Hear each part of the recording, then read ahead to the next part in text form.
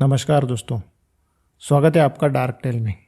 दोस्तों, आज मैं आपके लिए भूत प्रेतों से हटकर एक नई कहानी लेकर आया हूँ जिसका नाम है शापित लुटेरे। अब हम चलते हैं कहानी की ओर। राजेंद्र के साल 2024 में ही चालीसगांव के अंदर ट्रांसफ़र हुई थी। वो चालीसगांव पुलिस डिपार्टमेंट के अंदर सब इंस्पेक्टर की पोस्ट पर तैनात था। अब राजेंद्र का चालीसगांव के साथ तो वैसा कोई संपर्क नहीं था। इससे पहले वो कभी भी चालीसगांव या इसके आसपास के इलाके में नहीं आया था। काफ़ी सालों तक उसकी ड्यूटी पुणे, नासिक जैसे बड़े शहरों में ही थी, लेकिन चालीसगांव उससे बिल्कुल विपरीत था।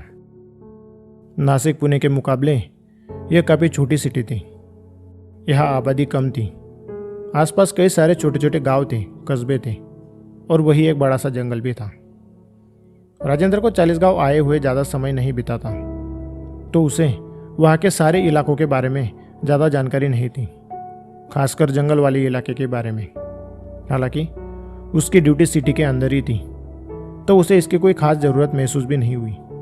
अब 1 फरवरी के आखिरी दिन थे और रोज़ की तरह राजेंद्र अपनी ड्यूटी खत्म करके तकरीबन रात के 12 बजे घर जाने के लिए अपनी जीप में निकला था।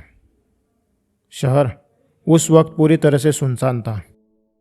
1-2 गुजरती गाड़ियों के अलावा रास्ते पर और कोई नहीं था। सारी दुकानें, शोरूम, टपरियाँ बंद थी और वो उन्हीं सुनसान रास्ते से गुजरता रहा। तभी रास्ते से गुजरते हुए उसने देखा कि एक कॉर्नर वाली बड़ी सी दुकान का पिछला दरवाज़ा खुला हुआ था। दरवाजे के सामने एक पुरानी जीप खड़ी थी और एक आदमी दुकान के अंदर से सामान लाता हुआ उस गाड़ी के अंदर भर रहा था। अब अक्सर बड़ी बड़ी दुकानों के अंदर रात के समय में भी माल आता है या फिर भेजा जाता है, इसलिए राजेंद्र ने ऐसे ही उस आदमी और उस गाड़ी पर नज़र दौड़ाई। राजेंद्र को वो गाड़ी काफ़ी पुरानी और अजीब लगी, क्योंकि उस गाड़ी पर काफ़ी बड़े बड़े लाइट लगे हुए थे। अब चालीसगांव के आसपास काफ़ी घना जंगल था, तो अक्सर जंगल के आसपास के रहने वाले लोगों की गाड़ियों पर बड़े बड़े लाइट लगे हुए होते थे, क्योंकि वहाँ के दूर दराज गाँवों के अंदर स्ट्रीट लाइट न के बराबर होती थी और साथ ही सड़कों की हालत भी ख़राब होती थी। अब अंधेरे में ख़राब सड़कों पर गाड़ी सही से चलाने के लिए वो लोग इस तरह की बड़ी बड़ी लाइट लगाते थे। हालांकि राजेंद्र को उस गाड़ी की बड़ी बड़ी लाइट की वजह से नहीं, बल्कि उन लाइट की पोजीशनिंग को देखकर अजीब लगा था। वो लाइट गाड़ी की छत पर चारों ओर लगे हुए थे। अब उसे उस गाड़ी को देख अजीब तो लगा, लेकिन उसने इस बात पर ज़्यादा ध्यान नहीं दिया और वो उस सामान भरते इंसान को देख आगे गुजर गया। वो कॉर्नर पर मुड़ा, लेकिन तभी उसने गाड़ी के ब्रेक दबा दिए। उसका ध्यान दुकान के शटर पर गया।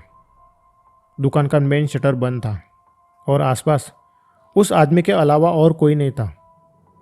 फिर अचानक उसके मन के अंदर एक शंका पैदा हुई कि इतनी बड़ी दुकान के लिए देर रात को सामान लोड करने के लिए एक अकेला आदमी कैसे और क्यों आया होगा। यह बात राजेंद्र को थोड़ी अजीब लगी, इसलिए उसने गाड़ी को रिवर्स किया और जब गाड़ी रिवर्स आई तो उसने देखा कि वो आदमी दुकान को खुली छोड़ गाड़ी के अंदर बैठने लगा था। राजेंद्र ने उसका ध्यान अपनी ओर करने के लिए हॉर्न बजाया, लेकिन शायद उस आदमी ने पहले ही उसे देख लिया था, इसलिए उसने गाड़ी शुरू की और वो तेज़ी से निकल गया। राजेंद्र तुरंत समझ गया कि वो चोर है और चोरी करके भाग रहा है, इसलिए उसने भी अपनी गाड़ी पलटाई और तेज़ी से उसका पीछा करने लगा।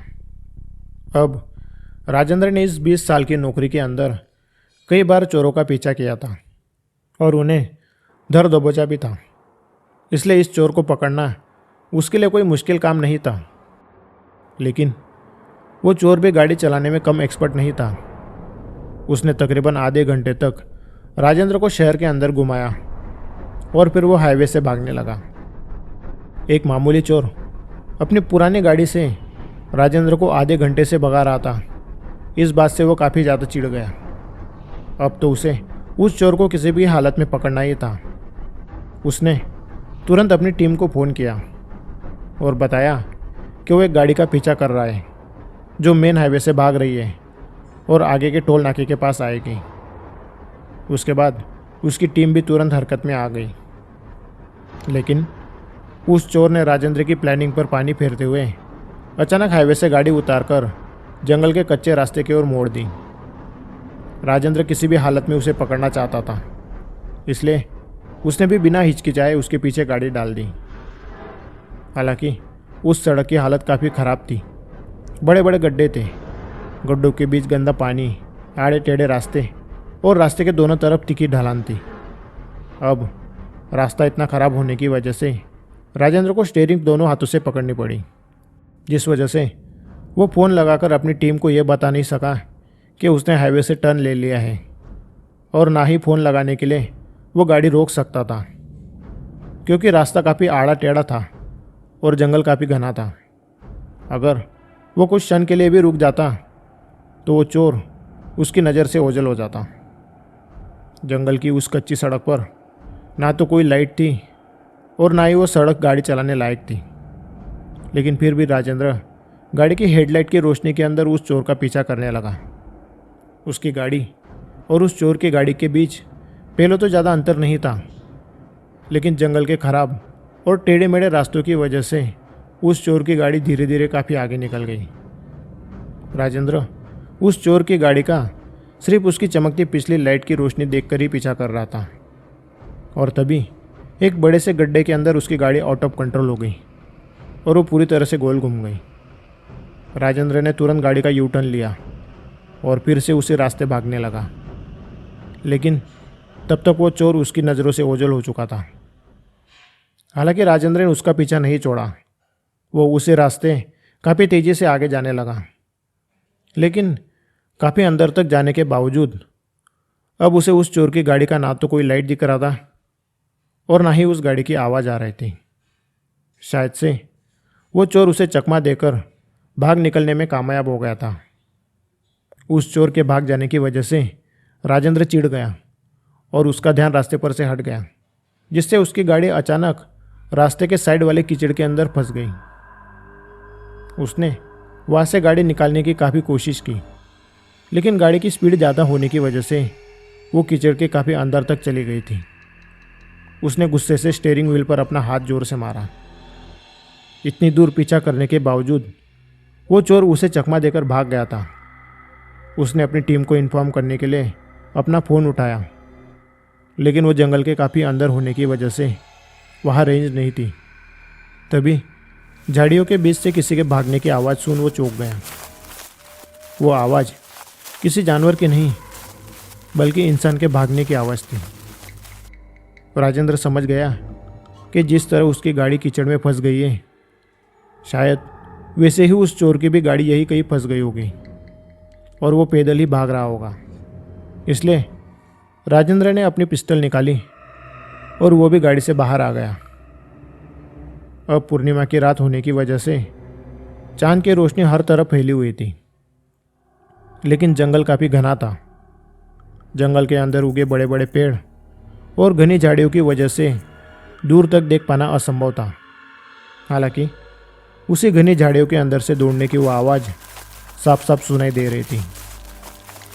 राजेंद्र तुरंत रिएक्शन देते हुए उस आवाज़ के पीछे दौड़ने लगा। घास के अंदर दौड़ते कदमों की आवाज़ उससे ज़्यादा दूर नहीं थी, इसलिए वो काफ़ी तेज़ी से दौड़ रहा था। उस चोर ने उसे काफ़ी दौड़ाया था, जिससे वो काफ़ी चिढ़ गया था। वो इतना चिढ़ गया था कि वो उसे पकड़कर जब तक उसका जबड़ा नहीं तोड़ देता वो रुकने वाला नहीं था। वो तेज़ी से उसके पीछे दौड़ता गया और फिर एक खुली जगह आकर रुक गया, क्योंकि दौड़ते कदमों की वो आवाज़ उस खुले मैदान में आकर रुक गई थी। वो एक बहुत ही बड़ा मैदान था। उस मैदान के चारों ओर ऊंचे ऊंचे पेड़ और कमर जितनी घास थी। चांद की सफ़ेद रोशनी उस पूरे मैदान में फैली हुई थी और उसी रोशनी के अंदर उसी मैदान के आखिरी छोर पर एक बंदर जैसी आकृति उसे नजर आई। राजेंद्र कुछ देर तक उसी आकृति को देखता रहा।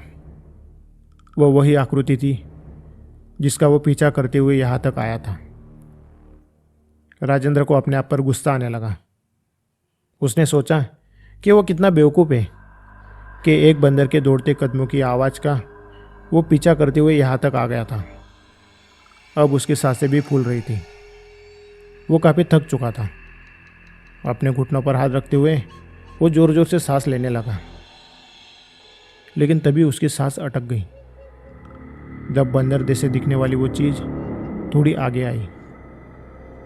चांद की रोशनी में जब उसने उसे देखा तो वो समझ गया कि वो कोई बंदर नहीं बल्कि एक बड़ा सा अजीब और खौफनाक जीव था।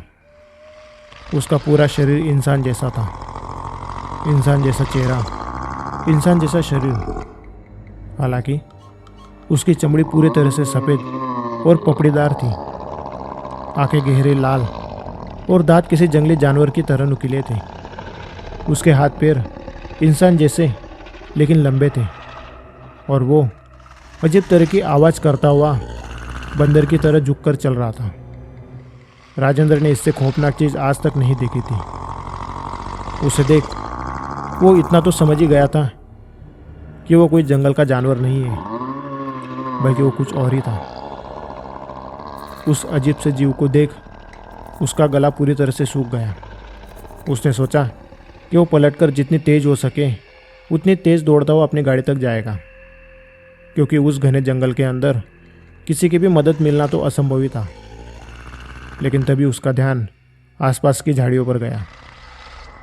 उसे उस मैदान के बाहर चारों तरफ लाल रंग की चमकती आंखें दिखने लगी और फिर उस जानवर जैसे कई सारे जीव उस खुले मैदान में आने लगे, कुछ झाड़ियों के बीच से तो कुछ पेड़ों पर से। उन्होंने अजीब तरह से गुर्राते हुए राजेंद्र को चारों तरफ से घेर लिया था और वो धीरे धीरे कर उसके नज़दीक आ रहे थे।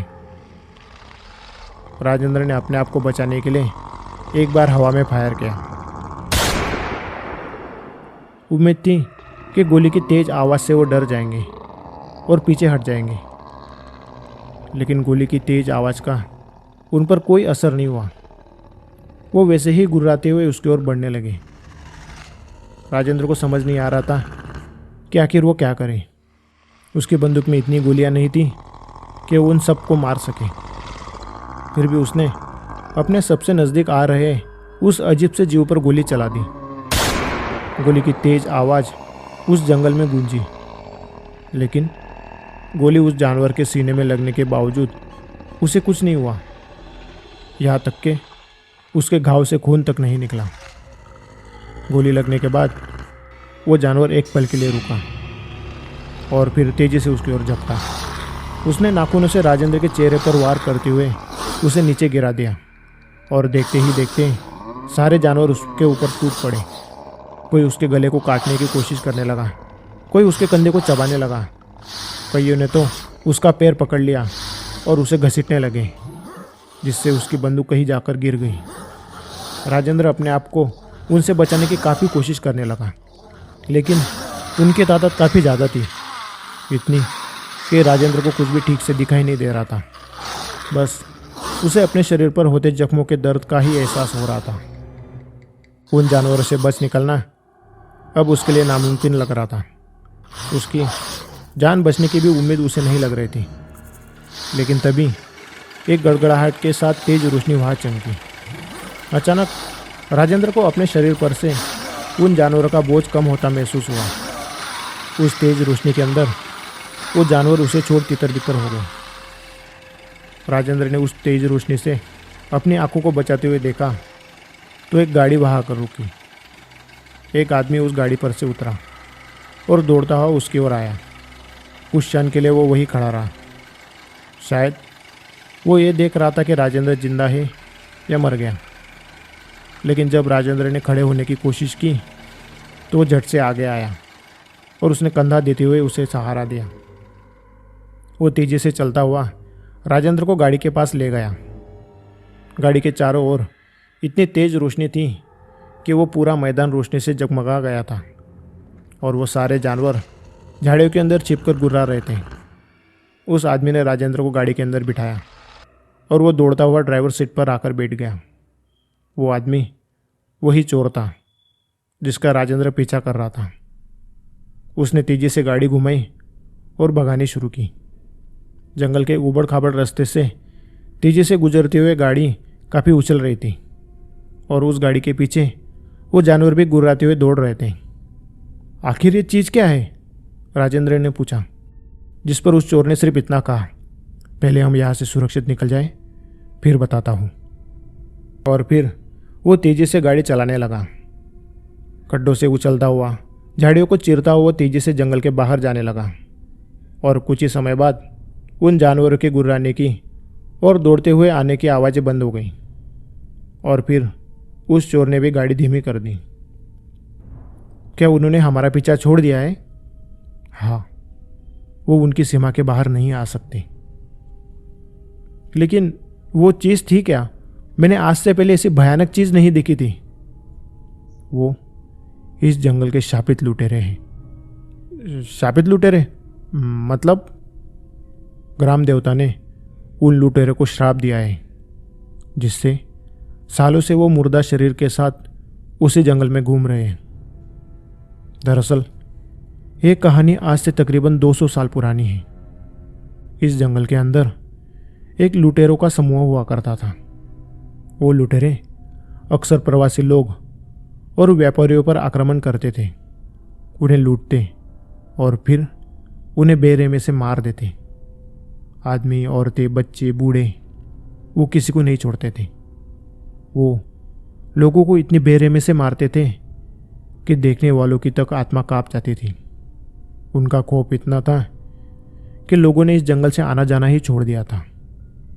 राजा ने तो उन्हें पकड़ने के लिए मुंह मांगे इनाम की घोषणा की थी, लेकिन वो लुटेरे लूटपाट और खून खराबा करने के बाद जंगल में छिप जाते थे। एक बार इसी जंगल के अंदर से कई सारे लोगों का एक समूह गुजर रहा था। उस समूह के अंदर कई सारी औरतें, बच्चे और बूढ़े लोग थे, और वो लोग अपने ग्राम देवता के किसी अनुष्ठान के लिए जा रहे थे।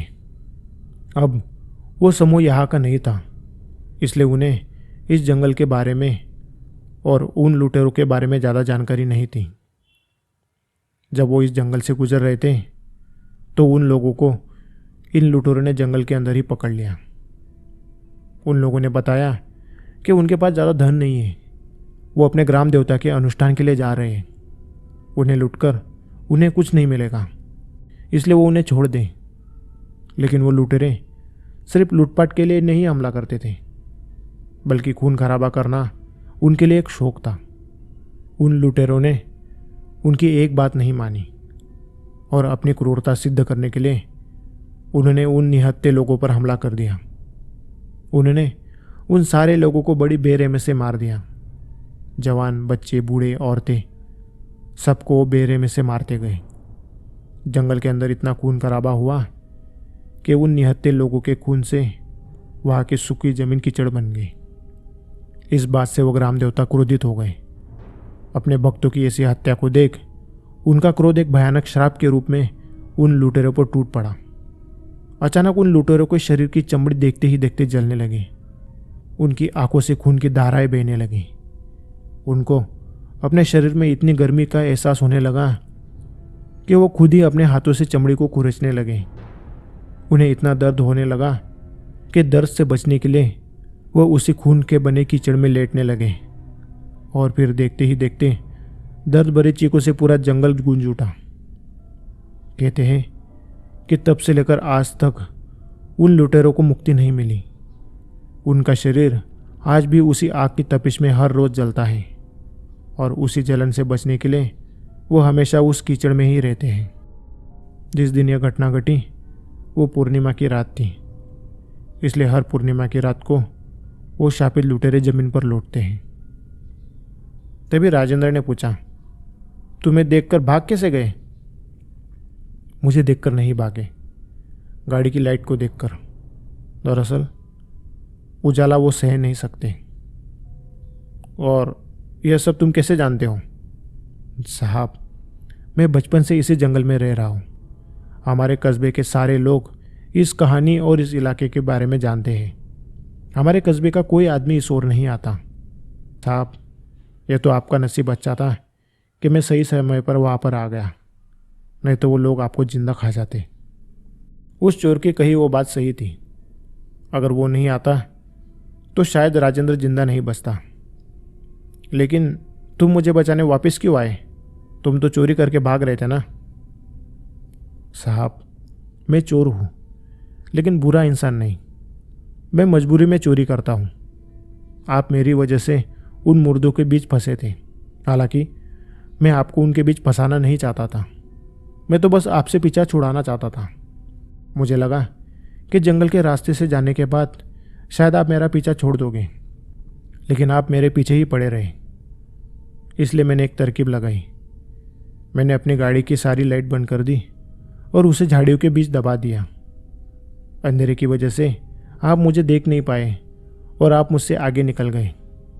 मुझे लगा कि जब आपको पता चलेगा कि मैं आपके हाथों से निकल चुका हूँ तो आप वापस लौट जाओगे। लेकिन आप तो तेजी से जंगल के अंदर उस शापित इलाके में चले गए।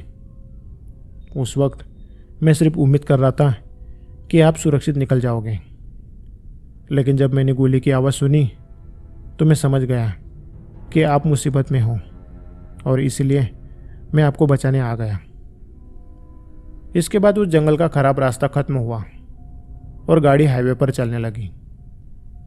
इस जंगल में इतनी खौफनाक चीज़ है तो तुम जंगल में क्यों रहते हो? तुम्हें डर नहीं लगता? लगता है ना साहब, डर क्यों नहीं लगेगा? अरे उन शापित लुटेरों ने मेरे सामने मेरे दोस्त को मार दिया था और उसके शरीर के टुकड़े कर दिए थे। लेकिन क्या करूं, मजबूरी में यहाँ रहना पड़ता है।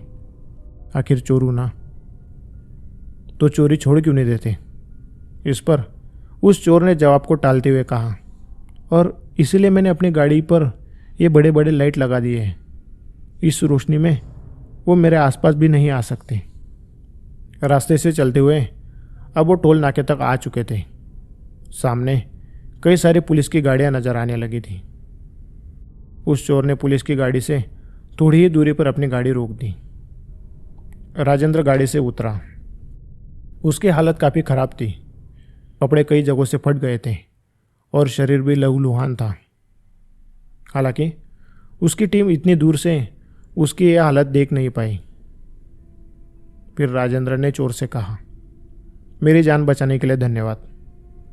आज अगर तुम नहीं होते तो शायद मैं ना होता।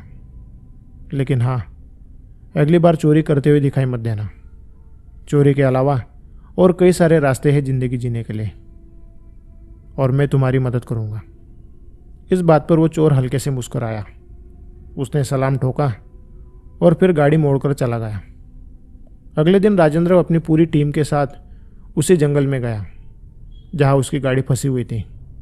उसने देखा कि वो मैदान पूरी तरह से खाली था और अब वहाँ पर कीचड़ भी नहीं था। हालांकि उस खुले मैदान में उसकी उन मुर्दों के साथ हुई झड़प की कई सारी निशानियाँ अब भी मौजूद थीं।